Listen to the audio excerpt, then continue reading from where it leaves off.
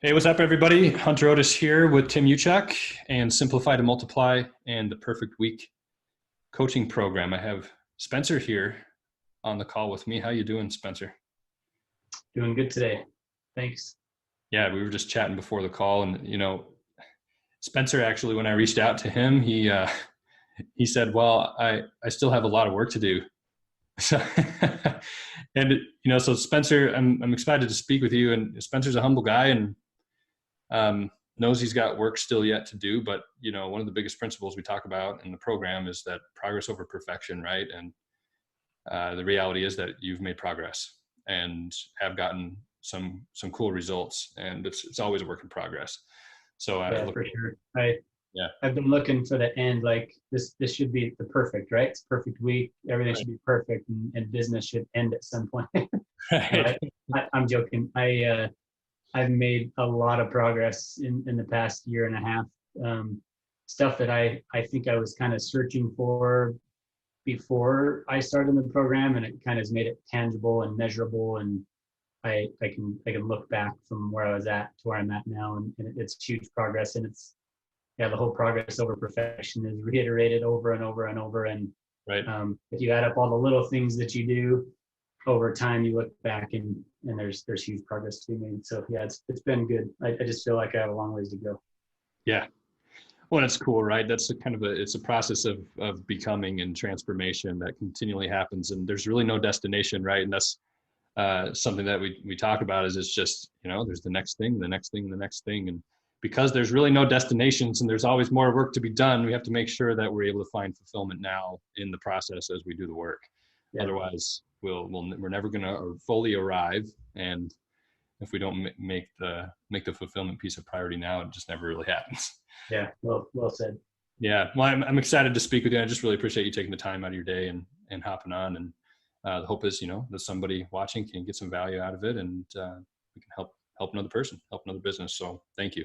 Yeah, glad we connected, and I'm happy to share what I can for sure.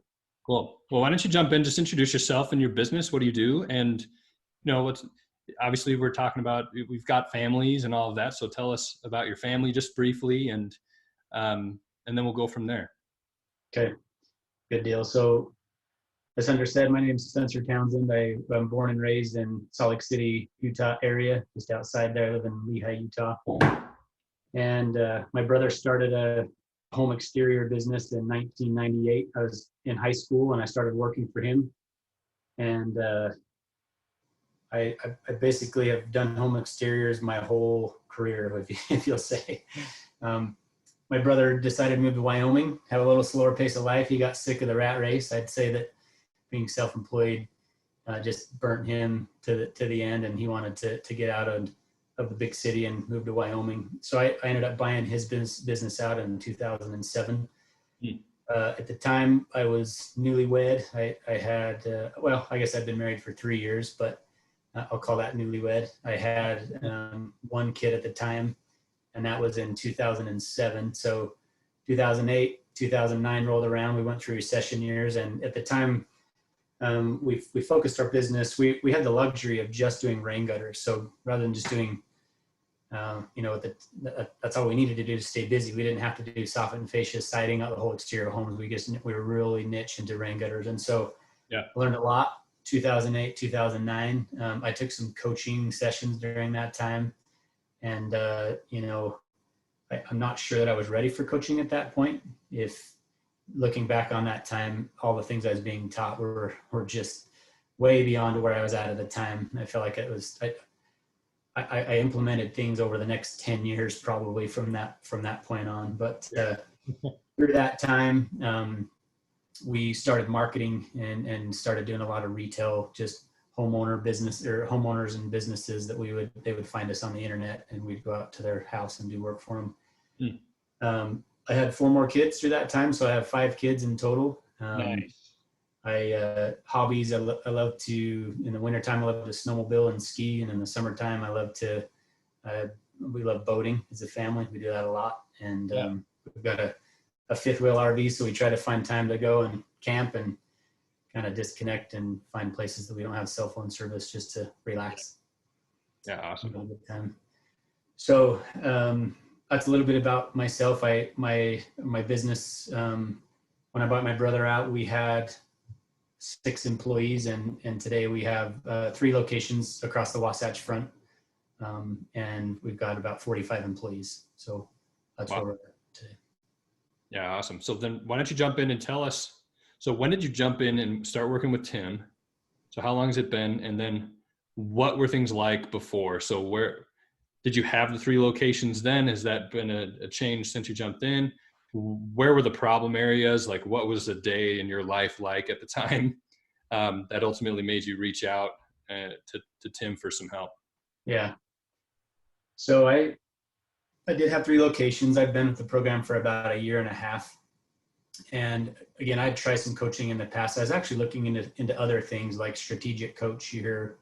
There's some other coaching plans out there. So I had that on my mind. I think I was more looking for, okay, I've taken this thing as far as I can go, and I need to talk to somebody that knows how to take it from where I'm at to where I need to go. Yeah. I had the 3 locations at the time I was meeting. I call them area managers. So they managed each location. I was meeting with them probably, I'll just say 6 hours a week each. So, a couple times a week for 2 or 3 hours, Right. and just going through things, talking through things. So on average, I was about 24 to 30 hours, let's say, I was meeting with them. Wow. And lots of challenges. We had a hard time finding manpower that was trained. So I was so worried about them getting burnt out and leaving me that I was still doing a lot of the training.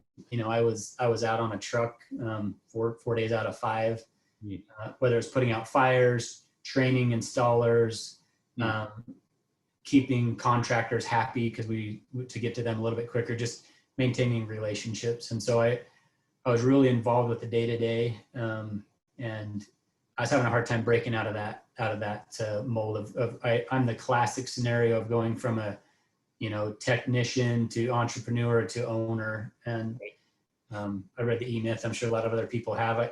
I'm probably pretty classic where a lot of people fall into. And so I knew the trade, the business. I school of hard knocks. I just was kind of learning as I was going. And that's before I met Tim. Does that kind of paint the picture Yeah. of where I was at? Yeah, no, for sure. And I think especially with the meetings and everything, I mean, if you're trying to put out fires and 4 out of 5 days a week, and you're also meeting with them several hours a week. I mean, and there's going to be little things outside of that fill your time. So I think that paints a really good picture of, holy cow, you had a lot on your plate. There's a lot going on. Yeah. And I do think we do have an office manager. I rely on her for a ton of things, but I was still very much a part of that as well. Going through reports and meeting. I was meeting with her the other 6 hours of the week to make up my 40, and then I was finding ways to install and everything. Training. I was kind of wearing all of the hats still. Yeah. How many hours do you think total you'd put in on a week? I didn't track it, but if I took a guess, probably 60 to 80 hours a week would be my guess. Yeah. Yeah, that sounds about right. So then tell me, well, let's just jump right into results, right? Because it's really the thing that matters and why we're talking. But and sometimes, people just look at revenue and stuff like that, but that's not necessarily the case here. I mean, yeah, there's going to be revenue. It's naturally increases as a result of improving your business, right? But tell us what have been the big game changers for you? Like what's the biggest, most transformational things, whether, from hours to what you're spending your time on, and maybe speak to revenue if you want to, if you don't want to get into specific numbers, you don't have to, but just tell us what the results have been. Yeah. See if I can sum that up. I was fortunate to make it through session years with lots of change. Coming out of session years, 2012, 13, 14, 15, I started making profit for the first time ever. In fact, I remember talking to my accountant one day saying, so what do I do with this extra money? So I was fortunate to have the money come in there, and he'd laugh and say, well, it's yours, do whatever you want with it. And we kind of chuckle at that. Because I was so cautious and so gun shy to move things forward because of that whole recession period. So we were doing about $1 million in revenue at the recession time. And when I started meeting with Tim, I was probably in the $3 million range as Sure. far as annual revenue goes. And I think in terms of some of the things that made the biggest impact, I quickly learned how to use Zoom. And I quickly learned how to meet with these area managers rather than meeting with them individually for 25 to 30 hours a week. I condensed all of that into one meeting per week. And in the beginning, we were holding 2.5, 3 hour long meetings. We've gotten better and better at it to where we're meeting. We were meeting at the time, so that was the first step on Mondays, and I think for an hour and a half each time. And I was able to cover everything in that meeting mostly. And what I found is that it was kind of universal. Like I didn't have to meet with them individually. We were talking about the same things, same stuff. Right. And I don't know that I would take back that time because I was able to grow my business pretty organically. I have a really good relationship with those guys. And I don't know what other questions we'll get into, but I think if I just fast forward, we've gone from, so that cut out 20 hours in my week or plus 20 to 23 hours in my week. I condensed it down into one. That was huge. Yeah. The other thing that was huge is I feel like looking back, the concept of looking at your business as a subsystem of a whole and using the analogy of your body, cardiovascular, muscular, skeletal systems, that all those subsystems work to a whole. When I started viewing my business like that, I've taken those same three guys that are kind of my go-to people and have been for years. They now, are senior finance manager, senior operations manager, and senior sales manager. I'd never done that before in my business. And that's where I'd say I still have a lot of work to do.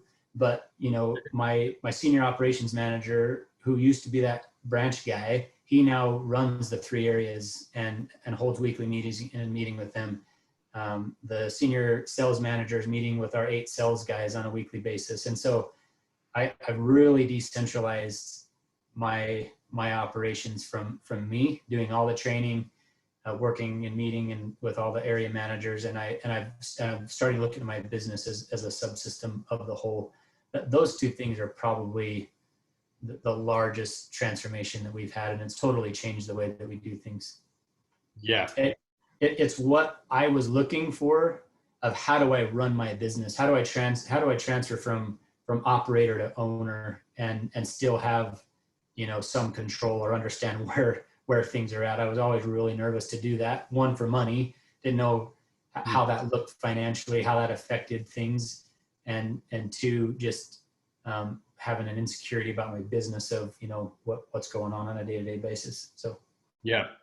No, that's huge. So yeah, dialing back, obviously the meetings. So that's a huge asset of time just back in your pocket. But then going from 3 area managers that were overwhelmed, that you felt like you had to micromanage, to now, I mean, people that have really been able to excel and grow within your company. And that just brings up their level of fulfillment and obviously compensation for the value and work they're providing as well. And all of that. I mean, that's huge, really huge. Yeah. No doubt. And I think what I'm finding is now that I have this, kind of platform, if you will, foundation, this year our revenue will go to, we'll do 5 million in revenue. So I've gone up there and we're working through all the details of that, but I know that it's the right direction. And for me, the translation to me is freeing up my time. And so again, I don't know how far we want to get into this, but I've been able to have the capacity. I've started another business. And I'll tell you, it's now having this knowledge. I love how universal it is. I'm able to take the knowledge that I have and kind of go into a different, I'm just repeating what I'm doing, but I'm starting from the ground up rather than have everything built and reorganizing things. So that's been huge. Yeah, no, that's very cool. And it's one of those things, like when you have that like rinse and repeat process, like people ask all the time, like, why does what you guys do work across so many different types of niches? And the reality is because we're all working with humans, right? It's about working with a team and allowing a team to multiply your efforts and to be able to be self-sufficient and to have trust in them, and they can run and take care of the day-to-day for you so you can move the bigger chess pieces as the owner.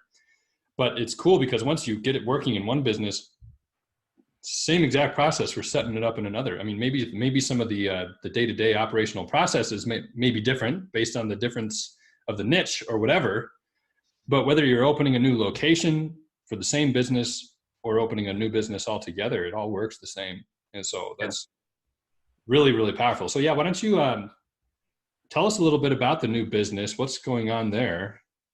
And what has that experience been like now having the skills and tools to be able to set it up how you want it right at the outset? What's that been like for you, and what's the progress there with the new company? Yeah, and that's where I kind of chuckle and say that I don't have it figured out, because it's a lot of stinking work. It just is, Yeah. Trying to start a business from the ground up, from scratch, from the beginning. You think I'd know better starting a business, but I think so. It's a tree service. We do tree removal, stump grinding, trimming, yard cleanup work. Yeah. The reason I took that on is I identified the guy. I found a guy that could be my operations guy. And very early on, I introduced him to Trello. We ran our weekly meetings on Trello. Even before he was on payroll, we started, what are some things we can do in the next week to progress this thing through. And so by the time we hit the ground running, he was introduced to Trello and the kind of the system of how to get organized. And it's kind of fun. It's fun to see where he saw progress, and I was able to rely on him rather than me doing all the work. We could just set out a few tasks, have some goals, and kind of work towards those. And that's kind of expanded. We started with him, and now we've got 6 employees, and we're just kind of doing our thing. I don't know if that answers your question, but I think for me, I would have never done that because I wouldn't have had the time to do it, for one. And for two, I don't think I would have had the appetite for it. I'd be so burnt out and be like, man, there's no way I'm going to start another thing with everything that I have on my plate. So it really does open up your mind to bigger and better horizons. Yeah. So this is big. So you've gotten a ton of time back. You've really progressed your team in the gutter business. You've been able to open a new business in the gutter business. You're went from 3 million a year and a half ago to 5 million this year projected. And then you've got several employees in a new company. You started a totally new business. So how much time do you spend weekly on Ace Gutters? And then how much time are you spending weekly on the new company? It's an interesting question. I will share this before I share the time. When you start freeing up time, and I don't know if other owners would have the same feeling, you feel a little lost. You feel a little displaced in your business, and you don't really know how to fill your time. I know that sounds, from the outside looking in, you'd be like, what are you talking about? You have time on your hands. Like, because I was so conditioned of, being involved with, I feel like for me, success was going on a house and installing 300 feet of rain gutter and getting a lot of satisfaction from it. Right. So transitioning from that into knowing where my value was at and what I should be doing, I'm getting to a place where I feel better and better about that. I think there's also the thing of, I want my guys to know that I'm still in it. I'm working hard. I'm doing the same things they're doing. It's just different now. And forever, the way that I created that rapport was to be working side by side with them. And now I guess this is a win. I don't know people that even work in my organization sometimes until, 4, 5, 6, 7 months since they've been working for us. And then I'll meet them one day and they're like, oh, you're Spencer. And so that takes some getting used to. It's great. It's awesome. But that takes some getting used to. And so I'm finding ways to create value there to make sure that my employees know that I still, I don't know. Does that make sense? I don't know how to put that in words. I think people listening are totally going to understand exactly what you're saying, because it's one of those things. It's like when we build this business, it feels like it's our child, and when we're not there doing the grunt work, because we've been doing that for so many years, that's how we started. It's like, that's where we feel kind of in our element and like we're doing the right things when we're getting that type of stuff done. But to transition out of that, oftentimes we feel like we're neglecting a child. We get this like owner guilt, like I'm doing something wrong and totally going to show up and work and, all this stuff. But I think it's like a shift in mindset of, instead of, being there feet to the ground, doing the dirty work and putting gutters on a house. Like I'm doing other work that's going to provide even greater security and fulfillment for my people. So what we see is as you make that shift, like even if they don't see your face ever, they know if the company's growing and progressing. So they know like if that's happening, Spencer's obviously got our best interest in mind. Yeah. And that I think goes even further, instead of them seeing you like strung out, overwhelmed, like working your butt off, you're like, why is the owner here? You Yeah. know, like now they don't see you and they see the company growing. It's like, it probably just brings them a lot more peace of mind Yeah. and even greater security. So it is a shift in mindset, but that's an Yeah. internal struggle that I think we all have to come to grips with and face, For sure. And I think to sum all that up, I think I'm able to work. I was working in my business a lot, but not on my business. And I think that's where the key from going from an operator to an owner is you've got to shift that mindset. You've got to put people in place that can be in the business so that you can work on the business and be the visionary. You're providing where are we going, where are we taking this thing, and how are we going to get there. So that's been huge. And to answer your question on time, I don't know that I track this, but I'm probably 10 hours a week in my tree business. And I would say 20 to 30 hours in my regular, when I say regular, the bigger business, let's call it, the stuff that I've been working on for the last 20 years. So I still work 40-hour weeks, but that's a choice. I don't have to. I think another win that you could celebrate in my shoes is I used to go on vacation and I would dread coming back. Like, my email would be full, my voicemail box would be full. I'd have employees that quit and I'd just come back to a mess. When I leave now, I honestly can say that I can leave my business and come back and just pick up where I left off without too many hiccups. And that's a big deal. Yeah. Yeah. That's awesome. It's like a big stress test of whether you've successfully made the shift from operator to owners. If you can leave on a family vacation for a couple of weeks and come home and everything went just fine without you. Yeah. And I went on a couple of vacations this summer, and I was able to get in on a Monday morning meeting just on a computer. And to think that I could have done that 3 years ago, I wouldn't have had a pathway to follow to get there. So right.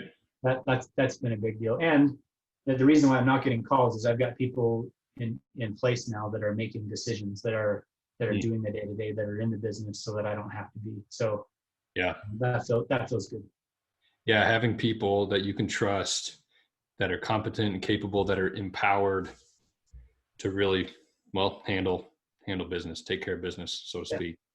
Yeah, it's huge. Yeah, I think you learn, and I was blessed and I was really fortunate. I pretty much had my team. I had my people. I just didn't have them as a leader.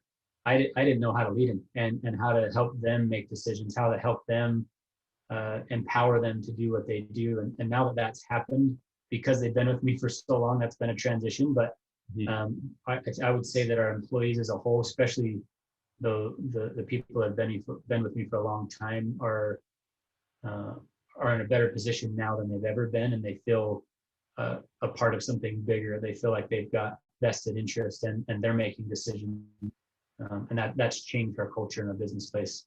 Just almost 180 degrees. We're totally different. Yeah, so cool.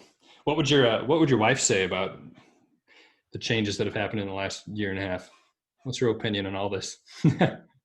I wish you were in the room to ask her those questions. I'm not sure how she would reply.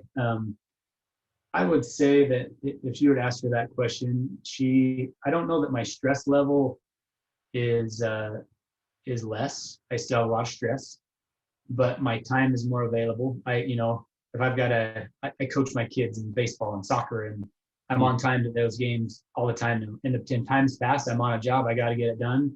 I'm calling her up saying, hey, I'm going to be late. You're going to have to fill in or whatever. And so I think that's probably a big thing. And, really to sit down and define where are we going. I think she, rather than just seeing money in the bank account, I think she's sensing the fact that we're actually building something that's going to be sustainable. It's not something that revolves around me anymore. it's our team, it's our employees. We're all in this together. And so I think from that perspective, there's a lot of security that she would feel, and then just my time being more available to be where I need to be. You know, with 5 kids, we've got stuff going on all the time, and so Yeah. I'm there most of the time. I'm on time. I'm not late, and and most of the time I'm not on the phone anymore. So I think that from her perspective, those are the things that she would say that have been a noticeable difference. And also where some improvement needs to be made. Like I said, I feel like I've got a long ways to go. And so that's one of those areas that I feel like is more improvement as well. Yeah. Awesome. Yeah. You know, what is it? Tim says like you only get 18 summers with your kids, right? Yeah, that puts it in perspective. Yeah, it puts in perspective. And I think something that you hit on is like the stress may still be there, but you know, stress is resistance. And honestly, it's what causes us to grow, right? It makes us say, hey, I don't necessarily like, or I'm not comfortable with where things are at. What am I going to do to progress and change it? Well, when we're feeling super overwhelmed, we're stressed, but we don't quite know what to do to fix it. You know, but if we're in the type of stress where we can be confident in the stress that we're on the right path, then we can deal with that stress all day long, Yeah. right? We can let it really work in us to transform us. And especially if we're pointed in the right direction and we have clear benchmarks, clear goals, and we're clearly hitting them over time, it can just give us a lot of resilience to that stress. And especially, you know, now we get to experience a different kind of stress of being more present with our families. And that is stressful, right? Like raising children is tough. It's not easy. You know, mine are young. Mine are 4, 5, and 6 years old. My oldest is almost 7. And, you know, it's awesome, but yeah, having more free time on your hands and more time with family, it's still challenging. You still have to learn skill sets and be a parent and and be present, like learn to be emotionally and mentally present with them too. And that's not easy. And it takes a lot of energy and can be stressful, but you can go to bed at night saying like, you know what, I'm a present father. Like this is awesome. Like this is what I signed up for. Signed up and got married, have kids. Yeah, building a business, but the business is not the only thing that I do. Like I'm also dad and I'm here and I'm present and able to handle the stress of the challenges that my kids are facing and my wife have. I'm there as a rock. So For sure. And on top of that, again, we've been super fortunate. And I think that although as a percentage of income, we're making less profit in our company, because our revenues are growing, we're making about the same. And so we've been able to make these shifts and still continue to keep our income at a certain level, and I'm able to free up my time. That's a win-win. And I think that's what it's all about, is just creating, you know, or putting bank into the things that matter the most, right? Spirituality, your physical shape, your family relationships. I think the balance of all those things is kind of where this program starts. And that's one thing that really resonated with me in the beginning, is if you have those things in balance, your quality of life goes way up. Yeah. Yeah. Maybe that's a good question to ask, is what made you choose working with Tim over other things that you're considering, like strategic coach and what have you? That's a funny story. And I wish Tim were here, because he would probably laugh looking back on that. So I don't do Facebook all that often, but I do get on and look a few things, maybe a couple of times a week. And each time I'd get on it, I'd see his face, and after a couple of weeks, I started watching it, and a lot of the stuff he was saying was kind of resonating with me. And when I got on the phone with him, I was like, Tim, this is the first time I've ever clicked on a Facebook ad, and I'm going to lay out thousands of dollars to put in here. And, what is your cost, and what does that look like? And, he was able to put all my fears to bed, and just said, just try it. And you'll see that it'll make a change. I asked him about all the other coaching programs. How do you compare to, strategic coaches was what I had on my mind. That's what I was looking at for the most, but I didn't want to travel. I didn't want to do some of the things that they were requiring me to do. It just wasn't my lifestyle. And I couldn't see myself leaving for a week and going to a training to Chicago and coming home and figuring out how that would work. And there was a couple others that I was looking into. And I wasn't like I've got to have some coaching program to get, it was just on my mind, right? It was just one of those things that I knew that I'd kind of plateaued with where I could get things with my team and on my own. And I was looking for more. And I don't even know if I consciously said, hey, he's going to save me, 30 hours a week of my time. It was more it seemed like a system so what I liked about it was it was a one-time fee. I had access to the program for life. It's something that I could review kind of on my own time and in my own pace. Even that was kind of a misleading for me that it was 6 weeks. The Perfect Week program is 6 weeks, and can I get it done in 6 weeks? I kind of thought it was pay for 6 weeks and you're done. You'll never talk to us again. Right. And he made sure to let me know. I said, no, you've got access to it for life. And most people kind of self teach themselves and get through the program and contact, some at different paces than others, but you have access to the content. So those are the things that I think really, if you want to use the word sold me on this program specifically. I didn't feel like that the price up front was, wasn't $10,000. It wasn't some crazy amount of money. And I felt like, hey, if I throw this money down the can, at least I'm trying, and it's I'm going to learn something. But I think the success part of it is now that I'm in it and I'm continually improving and learning, and I'm going back into the program and reviewing those things. The upfront cost is like minimal to the return that I've got from you. I mean, I've shared numbers today. If you want to chalk all that up to the Perfect Week coaching program, that's a pretty darn good return on investment. Yeah, amen. So cool. I'm so happy for you. Just that, stuff weighs really heavy on us. Like, when you reach out, you're in a lot of pain and discomfort because just the overwhelm and everything that's going on. So to be able to do work and see direct outcomes that are powerful and game changing for you, it's just so we're just so happy to honestly be part of that, be able to witness that, and so happy for you there.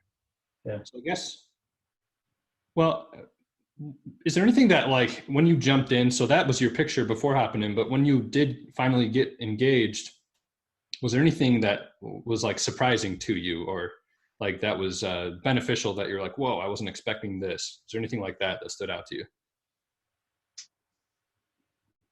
I don't know if I have like one thing that stuck out to me. Well, yeah, I do. I think the thing that stuck out to me the most is how much technology is out there in space. Yeah. The program allowed me to pick the stuff that's working, that's simple, that doesn't overcomplicate things, and was able to automate a lot of the stuff we were doing internally. And I think that's one thing that's really catapulted our business from where we're at to where we are today, and keeping this up with current technology, something that I lack. And I'm not a technology guy. Yeah. And so I really appreciated the direct approach of, hey, use this, here's how you use it. There was training, it was easy. Well, I shouldn't say it was easy. The implementation part of it's all the work, right? So we were implementing like crazy. And but I think I was surprised with the technology that's out there, that's at our fingertips, and me as a consumer, I don't know what to get or where to go. So I appreciated just saying, here's what you use, here's where you go, here's how you get set up. That was nice, and we use those systems today. We'll probably never get away from it. Yeah. And so I think that's probably, if I were to put my finger on one thing that I was surprised or encouraged by, that would be it. Yeah. Yeah. With all the software and everything, all the solutions and technology that's out there, you can just get the analysis paralysis. It's like you start researching something and you're just like, what do I do? Like, okay, Yeah. That does that integrates with that. Whoa, like, where do I even start with this? Yeah.